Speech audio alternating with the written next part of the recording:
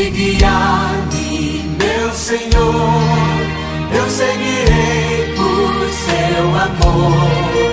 É sua mão que me conduz, põe-me ferida sobre a cruz. Guia-me sempre, meu Senhor, guia meus passos. A paz do Senhor para todos os nossos irmãos, professores, professoras, alunos e demais superintendentes da Escola Bíblica Dominical. Nós estamos dando início a mais uma pré-aula. E a lição que nós vamos estudar hoje é a lição de número 12, que tem como tema a morte de Jesus. Nós estamos estudando o Evangelho de Lucas e o tema desse segundo trimestre é Jesus, o homem perfeito. O Evangelho de Lucas, o médico amado. E o comentarista desse segundo trimestre de 2015 é o pastor José Gonçalves. Nosso texto áureo se encontra no Evangelho segundo escreveu Lucas, no capítulo 23, no versículo 46. E clamando Jesus com grande voz, disse: Pai, nas tuas mãos entrego o meu espírito. E havendo dito isso expirou. Verdade prática: Jesus não morreu como martírio ou herói, mas como salvador da humanidade. A nossa leitura bíblica em classe se encontra no Evangelho segundo escreveu Lucas, no capítulo 23, do versículo 44 até o 50. E era já quase a hora sexta, e houve trevas em toda a terra até a hora nona. Escurecendo-se o sol, e rasgou-se ao meio o véu do templo. E clamando Jesus com grande voz, disse: Pai, nas tuas mãos entrego o meu espírito. E havendo dito isso, expirou. E o centurião, vendo o que tinha acontecido, deu glória a Deus, dizendo: na verdade, este homem era justo. E toda a multidão que se juntara a este espetáculo, vendo o que havia acontecido, voltava batendo nos peitos. E todos os seus conhecidos e as mulheres que juntamente o haviam seguido desde a Galiléia estavam de longe vendo essas coisas. E eis que um homem, por nome José, senador, homem de bem e justo. O objetivo geral da nossa lição de hoje é apresentar a causa primeira que levou Jesus à cruz: os nossos pecados. O ponto central de nossa lição diz assim para nós: Jesus Cristo foi crucificado e morto pelos pecados de toda a humanidade. Antes de iniciarmos nosso estudo de hoje, nós iremos dar uma breve recapitulada sobre a antecedência da morte de Jesus. No Evangelho segundo escreveu Lucas, no capítulo 22, versículo 21 até 38, após a última ceia, Jesus faz um discurso de despedida. Antes de Jesus deixar a mesa, onde a última ceia foi celebrada, ele menciona a presença do traidor, que seria Judas, conforme no Evangelho segundo escreveu Lucas, no capítulo 22, do 21 até o 23. E também um título, dentro desse discurso de despedida, nós temos: o maior será como o menor, conforme dentro do capítulo 22, versículo 24 até o 30, que nos diz que a verdadeira grandeza do ser humano é uma questão do nosso ser interior e do coração, que nós temos que ser servos, temos que ser humildes. Então ele está dando essa exortação aos seus discípulos, que os discípulos sejam servos, como Cristo foi, que eles também sejam servos, que sejam humildes, que possam entender que o maior será como o menor. É esse entendimento que Jesus deixa para eles, e conforme Filipenses 2 e 3 nos remete a esse entendimento. Pedro é avisado, conforme dentro do capítulo 22, versículo 31 até o 34. A declaração de Jesus a respeito de Pedro revela duas verdades importantes que nós conhecemos, que dentro desse capítulo, o diabo quis cirandar Pedro como se fosse um trigo, né? Queria acabar com a vida dele, né?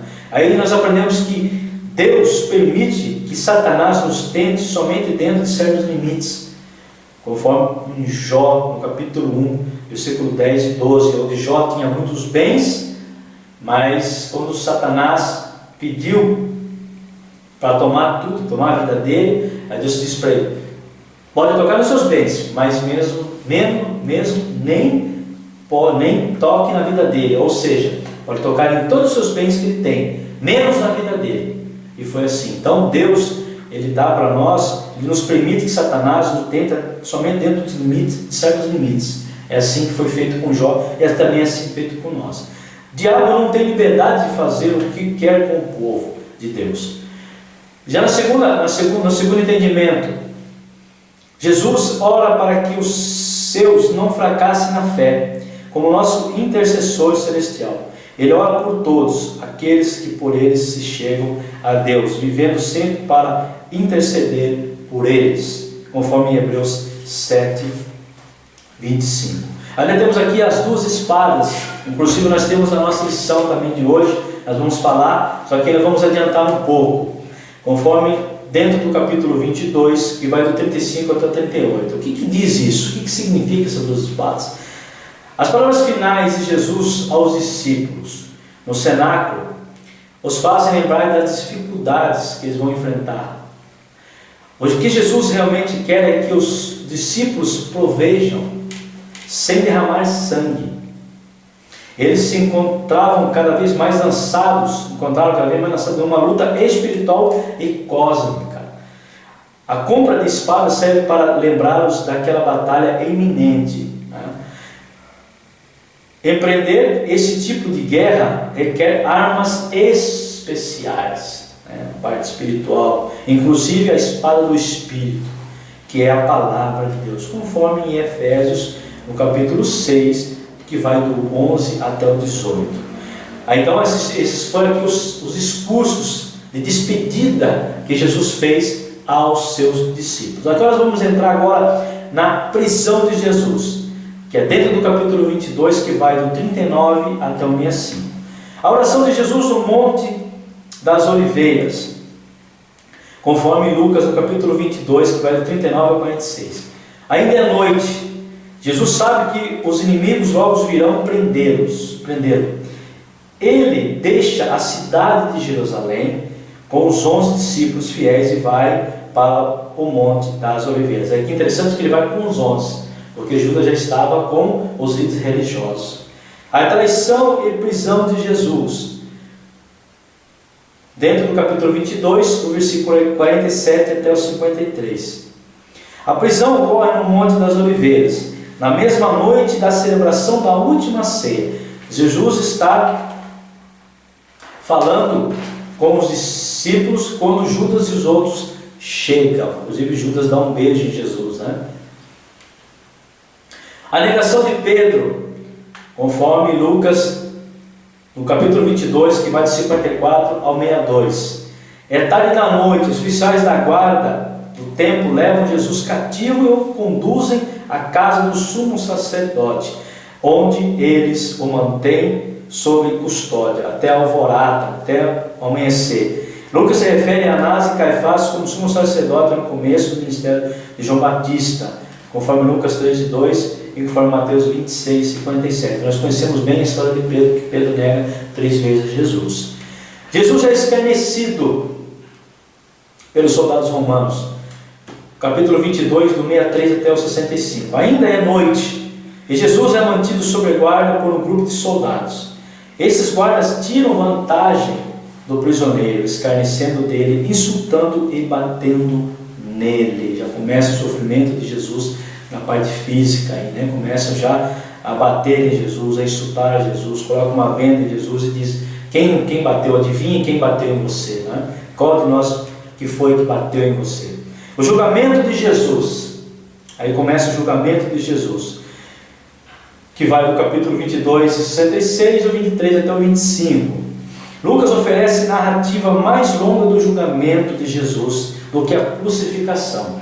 O julgamento elucida o significado da morte de Jesus. Por isso que o livro do Evangelho de Lucas é um evangelho minucioso, é um evangelho muito detalhista, né?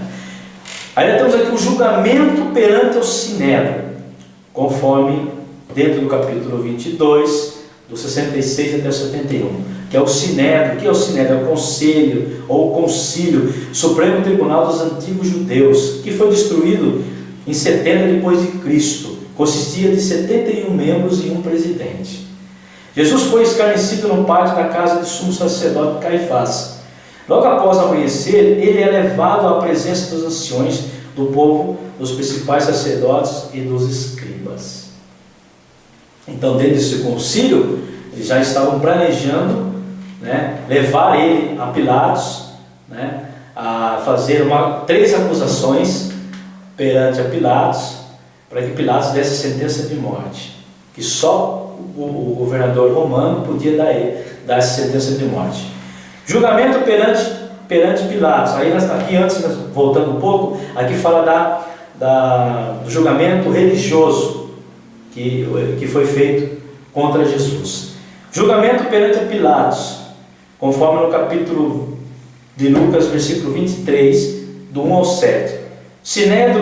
O Sinédrio, na verdade, leva Jesus a Pilatos, o governador romano. De acordo com a lei romana, um povo subjugado não pode dar sentença de morte, executando pessoas que podem ser partidárias a leis de Roma.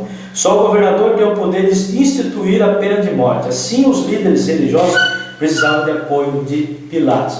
É interessante aqui que Lucas, o seu evangelho, nos mostra que Jesus, ou melhor, os líderes religiosos acusaram Jesus de 3 acusações, que foram essas acusações, aqui que nós vamos ler no capítulo 23 e no versículo 2. E começaram a acusá-lo, dizendo: havemos achado este pervertido a nossa nação, proibindo dar tributo a César, dizendo que ele é mesmo o Cristo Rei. Então aqui 3 acusações, dizendo que Jesus estava fazendo um motim, né? Ele estava fazendo uma rebelião, que Jesus não estava fazendo, e também dizendo que os judeus não têm o direito de pagar o tributo os impostos ao governo de Roma, e também se colocando como eles, os líderes religiosos, acusando Jesus que ele era rei acima de César. Então essas eram as 3 acusações que Lucas nos narra, que esses líderes religiosos estavam impondo para que Pilatos, né, o condenasse. E Pilatos não viu nenhuma condenação em Jesus até o momento, não viu nada, né? Então ele precisava de apoio. Através dessas 3 acusações, só ele poderia dar sentença de morte. Aí é interessante que Pilatos, quando ele ouve que Jesus era da Galileia, ele fala aqui no versículo 6: então Pilatos, ouvindo falar da Galileia, perguntou se aquele homem era galileu. E sabendo que era da jurisdição de Herodes, remeteu a Herodes, que também naqueles dias estava em Jerusalém. Então, ele ouvindo isso, já era inimigo, ele era inimigo de Herodes. Então, se estava sob a jurisdição de Herodes, ele manda, nesse segundo julgamento, ele manda para Herodes. Qual é a intenção dele? Conforme no capítulo 23, do 8 ao 12. Pilatos espera alcançar aqui 2 coisas ao enviar Jesus a Herodes: livrar-se de um caso difícil, que era um caso difícil para ele, né? Ele não viu acusação em Jesus, só os líderes religiosos, e dar um passo em direção à reconciliação com o tetrarca, que era Herodes, né? Ainda Herodes escandaliza Jesus ainda, porque ele queria ver Jesus, né? No capítulo 8 ele fala que e Herodes, quando viu Jesus, alegrou-se muito, porque havia muito que desejava vê-lo, por ter ouvido dele muitas coisas, esperava que lhe veria fazer algum sinal. Então ouvia falar muito de Jesus, das curas que Jesus fazia, dos sinais que Jesus fazia, né? Então ele fez várias perguntas e Jesus não respondeu nada para ele, né? Aí no capítulo 10 diz assim, que estavam os principais sacerdotes e os escribas acusando com grande veemência Jesus. E Herodes, com seus soldados, desprezou-o, e, escarnecendo dele, vestiu de uma roupa resplandecente e tornou a enviá-lo a Pilatos. Aí nós temos aqui o segundo julgamento perante Pilatos, conforme no capítulo 23, no versículo 13 até o 25. Este incidente, aqui que é o ponto central da crucificação de Jesus. Esse incidente é o verdadeiro ponto decisivo na narrativa da paixão. Pilatos conclama aos principais sacerdotes, os magistrados e o povo, ao qual uma voz gritam pela morte de Jesus. Versículo 18. Né? É interessante que Pilatos chama eles, né, magistrados, né, sacerdotes e o povo, e entrega na mão dos judeus. Porque Pilatos até então, ele não viu nenhuma condenação, né? Ele não viu nada demais em Jesus, ele não viu, mas ele fez a vontade de quem? A vontade dos líderes religiosos. Na verdade ele fez a vontade dos religiosos, quando ele fala aqui dentro do capítulo 23, no versículo 24, então Pilatos julgou que deveria fazer o que eles pediam, e soltou-lhes o que fora lançado na prisão por uma sedição, que era do motim, e homicídio, que era o que pediam, mas entregou Jesus à vontade deles. No versículo 18, que nós acabamos de falar, mas toda a multidão clamou a uma dizendo, fora daqui com este, e solte-nos Barrabás. Então foi trocado, Jesus foi trocado por Barrabás, que era homicida. Então ele entregou na mão deles, ele trocou, foi feita uma troca aí, né? Que até então ele não tinha. A ideia de Pilatos era que açoitasse Jesus, né? E que jogasse Jesus na prisão, e que no outro dia seguinte ele soltasse. Porque se ele fizesse isso de imediato ali, ele poderia ficar não muito bem durante o povo, porque os impostos, pela sua fama. Então o que ele fez? Era uma festividade, na Páscoa, estava celebrando a Páscoa de Jerusalém. Então ele entregou na mão deles. Então faça o que vocês acharem que devem fazer, faça o que vocês estão querendo fazer com Jesus. E assim foi feito. Jesus foi crucificado. Aqui foi o ponto central, onde Pilatos entrega na mão dos judeus. A crucificação de Jesus, conforme no Evangelho segundo escreveu Lucas, no capítulo 23, do 26 até o 49. Sua crucificação está no centro do Evangelho, como um ato de amor divino a favor dos pecadores. A narrativa de Lucas sobre a morte de Jesus enfoca a jornada ao lugar chamado Caveira, no versículo 26 até o 32, a crucificação do versículo 33 até o 38, a conversa com os dois ladrões no versículo 39 até o 43, e os sinais extraordinários na criação junto com a reação das pessoas à morte de Jesus, que é o versículo 44 ao 49, que temos como a nossa leitura bíblica em classe.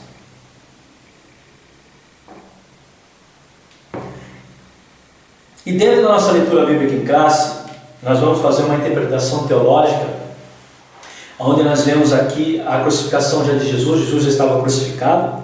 Então nós vamos dar um entendimento sobre essa leitura bíblica em classe que foi proposta pelo comentarista da lição. Enquanto Jesus estava pendurado na cruz, sinais da criação e reações das circunstâncias marcam a significância da sua morte, que é dentro do capítulo, versículo 44, melhor dizendo, até o 49. O primeiro sinal que nós temos aí, no 44 nos diz assim: era já quase a hora sexta, e houve trevas de toda a terra até a hora nona. O primeiro sinal é que o sol deixa de brilhar, e a escuridão se abate sobre todo o país, começando ao meio-dia, quando o sol brilha mais intensamente. Então, quando o sol brilha intensamente ali, há uma escuridão. E continuando por 3 horas. O fato de o sol deixar de brilhar mostra o desgosto, aqui mostra Deus com total desgosto, né, de Deus por Jesus ter sido rejeitado pelos judeus. Provavelmente mais está envolvido nesse fato, porque a escuridão e julgamento estão juntos, conforme em Joel, no capítulo 2, versículo 31. O profeta Joel, no capítulo 2 e versículo 31. O sol se converterá em trevas e a lua em sangue, antes que venha o grande e terrível dia do Senhor. No capítulo 3, no versículo 14, dentro desse texto de Joel. Multidões, multidões no vale da decisão, porque o dia do Senhor está perto no vale da decisão. O sol e a lua enegrecerão e as estrelas retirarão o seu esplendor. Em Amós também, Amós nos remete a essa escuridão também. Amós capítulo 8, versículo 9. E sucederá que naquele dia, diz o Senhor, farei que o sol se ponha ao meio-dia e a terra entenebreça em dia de luz. Está falando do julgamento, né? Julgamento e a escuridão andam juntos, né? Jesus está sobre o julgamento, aqui Jesus está sobre o julgamento de Deus pelos pecados do mundo. Assim começa o julgamento de Deus. Assim, quando ele se entrega à cruz do Calvário, se inicia esse julgamento de Deus, sobre o julgamento de Deus pelos pecados do mundo. No segundo sinal, no capítulo 45, nos diz que, escurecendo-se o sol, rasgou-se ao meio o véu do templo. O segundo sinal é o rasgamento do véu do templo em dois.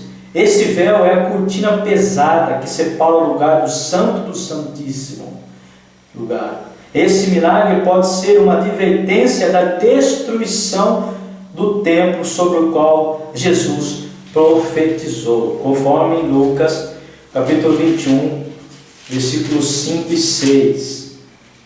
E dizendo a alguns a respeito do templo, que estava ornado de formosas pedras e dádivas, disse: quanto a estas coisas que vedes, dias virão em que se não deixará pedra sobre pedra que não seja derribada. Então aqui temos, né, dentro desse segundo sinal, falando do templo que será destruído, né, por o general Tito, né, um ano que vai destruir Jerusalém, né, que não vai sobrar nada de Jerusalém, onde ficou 134 dias sitiando a cidade para ser destruída. Vai sobrar pedra sobre pedra. Então Jesus estava profetizando isso aí. Indica também a morte expiatória de Jesus como abertura de um novo caminho à presença de Deus, conforme em Hebreus 9, no capítulo 3 e 8, que nos diz assim: mas depois do segundo véu estava o tabernáculo, que se chama Santo dos Santos. Depois o 8, versículo 8: e dando nisso a entender o Espírito Santo que ainda o caminho do santuário não estava descoberto, enquanto se conversava em pé o primeiro tabernáculo. Dentro de Hebreus também, no capítulo 10, do versículo 19 até o 25. Tendo, pois, irmãos, ousadia para entrar no santuário pelo sangue de Jesus e pelo novo e vivo caminho que ele nos consagrou pelo véu, isto é, pela sua carne, e tendo um grande sacerdote sobre a casa de Deus, cheguemo-nos com verdadeiro coração e inteira certeza de fé, tendo o coração purificado da má consciência e o corpo lavado com água limpa. Retenhamos firme a confissão da nossa esperança, porque fiel é o que prometeu. E consideramos-nos uns aos outros para nos estimularmos a caridade e as boas obras, não deixando a nossa congregação como é de costume de alguns, antes admoestando-nos uns aos outros, e tanto mais quanto vedes que se vai aproximando aquele dia. Para o ladrão penitente que estava com Jesus, né? Abriu o caminho do paraíso e deu a todos os crentes acesso igual a Deus. Então essa é a interpretação teológica que nós temos dentro da nossa leitura bíblica em classe, né? Que fala do templo, que fala da destruição do templo, depois fala fala da morte expiatória de Jesus, que nós estaremos no céu com Deus, assim como esse ladrão pediu para que Jesus estivesse com ele no paraíso, né, no céu. Assim também é um caminho do paraíso que deu a todos os crentes acesso igual a Deus. Então esse é a interpretação teológica dentro dessa leitura bíblica em classe. E antes fala do julgamento, que a escuridão e o julgamento andam juntos como Deus o fez. E dentro da nossa leitura, dentro da nossa lição de hoje, nós temos aqui 4 tópicos que nós vamos falar tópico por tópico. Como nós já demos uma introdução rápida, então a gente vai falar de modo bem rápido também, para que nós possamos entender cada tópico e explicar cada tópico de forma coesa para você que nos assiste.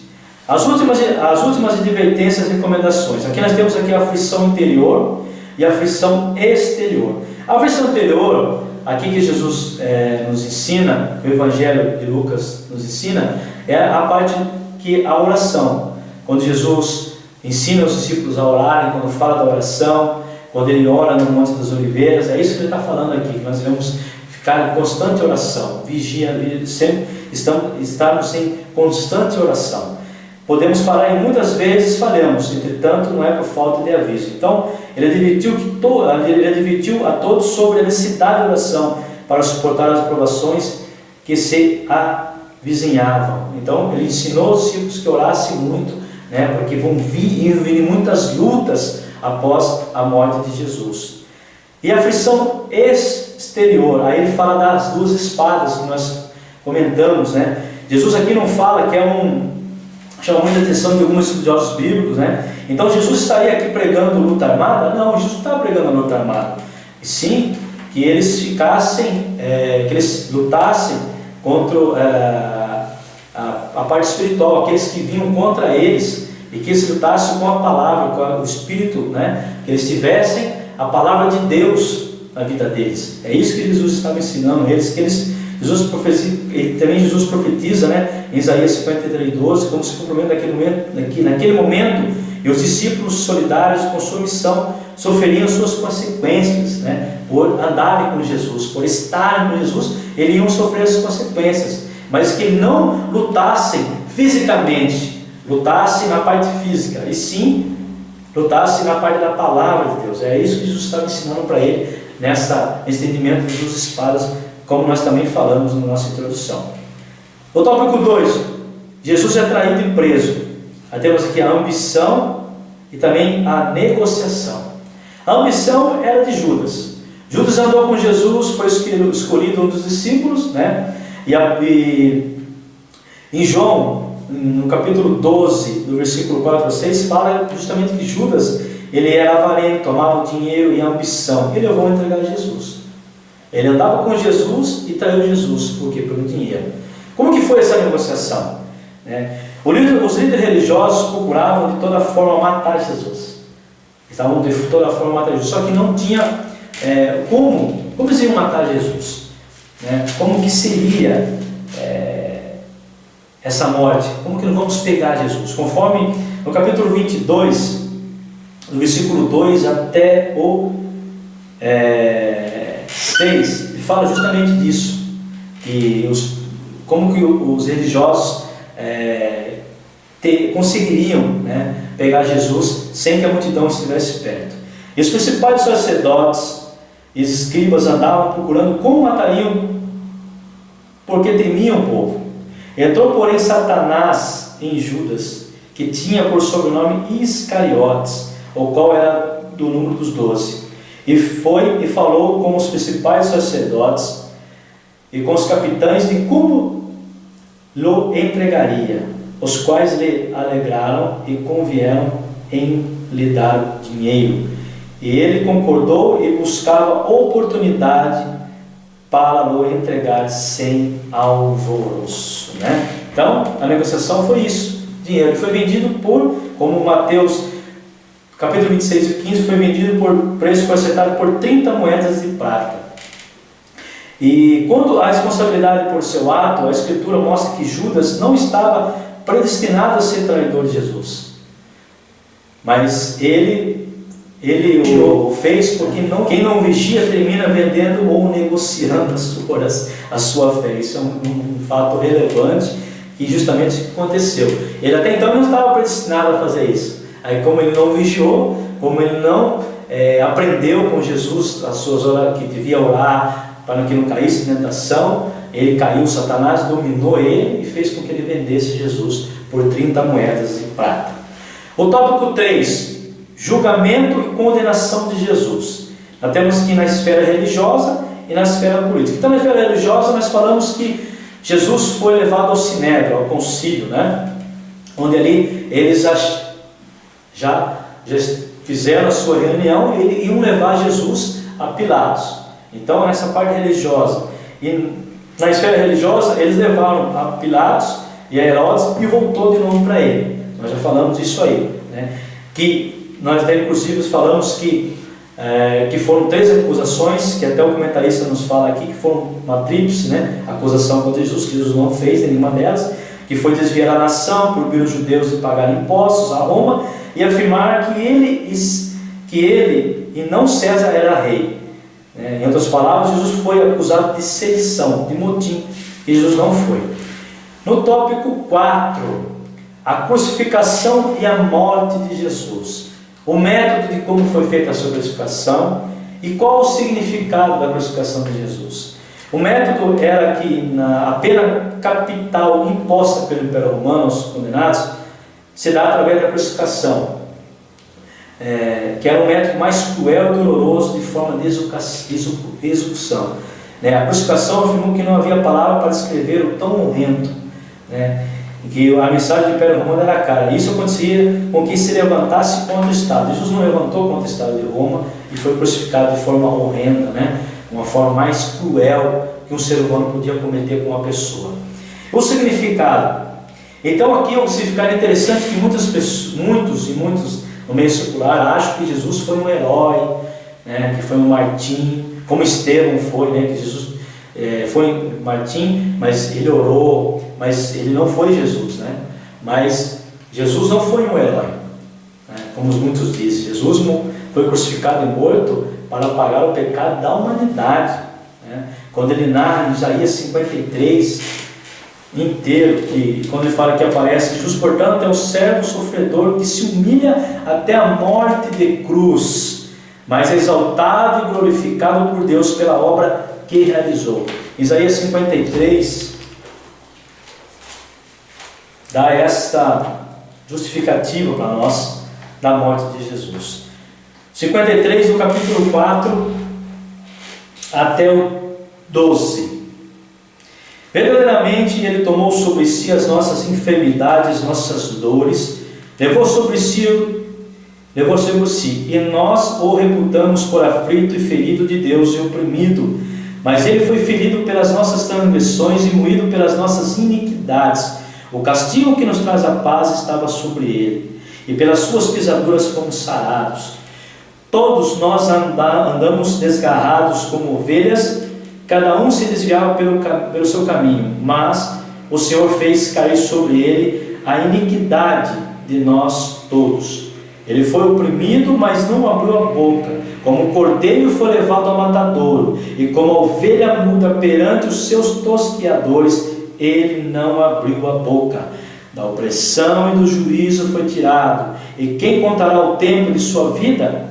Porquanto foi cortado na terra dos viventes, pela transgressão do meu povo foi ele atingido. E puseram a sua sepultura com os ímpios, e com o rico a sua morte, porquanto nunca fez injustiça, nem houve engano na sua boca. Todavia ao Senhor agradou a moê-lo, fazendo-o enfermar. quando a sua alma se puser por expiação do pecado, verá a sua posteridade, prolongará os dias, e o bom prazer do Senhor prosperará na mão. O trabalho da sua alma ele verá e ficará satisfeito com o seu conhecimento. O meu servo é justo, justificará a muitos, porque as iniquidades deles levará sobre si. O 12, pelo que lhe darei a parte de muitos, e com os poderosos repartirá ele o despojo, porque derramou a sua alma na morte, e foi contado com os transgressores, mas ele levou sobre si o pecado de muitos, e pelas transgressões intercedeu. Belíssimo texto que diz o total significado da morte de Cristo na cruz do Calvário. E a nossa conclusão dessa belíssima lição de hoje é um fato histórico que Jesus foi condenado pelos líderes religiosos, executado pelas leis romanas. Todavia devemos lembrar de que a causa primeira que levou Jesus de fato à cruz foram os nossos pecados. Isaías 53 e 5. O apóstolo Paulo também destaca esse fato. Aquele que não conheceu o pecado, o fez pecado por nós, para que nele fôssemos feitos justiça de Deus. 2 Coríntios capítulo 5, versículo 21. A cruz resolveu o problema do pecado, e todos nós finalmente pudemos desfrutar da paz com Deus, conforme Romanos 5:1. Deus seja louvado. Belíssima lição de hoje, meus irmãos, lição que falou justamente da morte de Jesus, o que precedeu a morte de Jesus, as antecedências da morte de Jesus, como Jesus foi julgado injustamente, foi cometido um julgamento que ele não cometeu. Os líderes religiosos tinham inveja de Jesus, porque Jesus libertava o povo oprimido pelas garras de Satanás, ele destruía as obras de Satanás, e os judeus tentaram matar Jesus, tentaram e conseguiram matar Jesus, arrumaram uma sentença para Jesus, arrumaram uma culpa que Jesus não carregava, Jesus não tinha, e fizeram assim com Jesus, mataram Jesus. E a igreja de hoje tem que pregar a mensagem da cruz. E quando você prega a mensagem da cruz, dentro da igreja ou fora da igreja, aonde quer que seja, pessoas têm que ser convertidas, porque quando nós pregamos a mensagem da cruz, remete a muita coisa, liberta aquele que está preso no pecado. Jesus morreu por mim e por você na cruz do Calvário. A mensagem da cruz tem que ser pregada.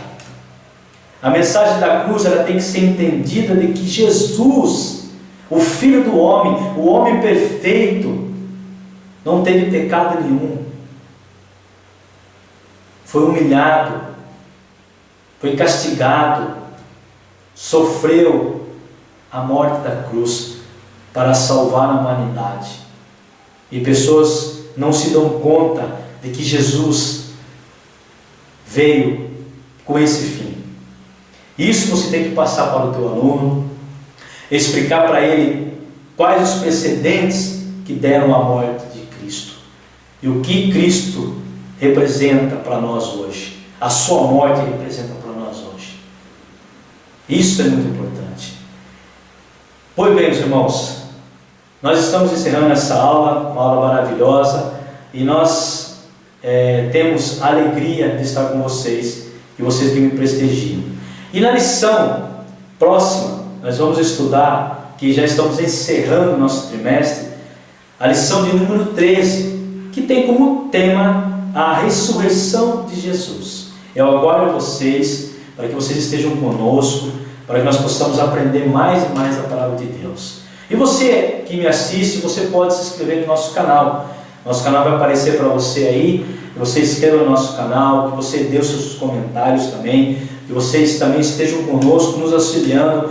Orem por esse trabalho, nos dê cada dia mais alegria de estarmos com você. Que você que me assiste, professor, aluno, muito obrigado. Nós estivemos aqui um número expressivo de inscritos no nosso canal. Isso para mim é uma alegria tão grande, porque o trabalho nosso está sendo reconhecido, que é um trabalho que é feito debaixo de muita oração.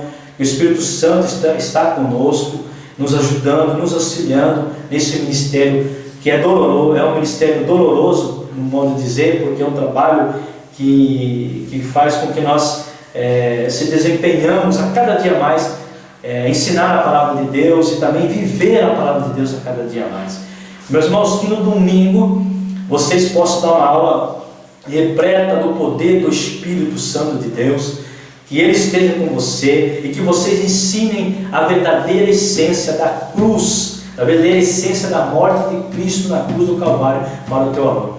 Muito obrigado, meus irmãos, que Deus abençoe a todos vocês e eu aguardo vocês para uma próxima aula. Assim, Deus que nos permita, que nós possamos estar junto com vocês, em nome do Senhor Jesus Cristo. Amém.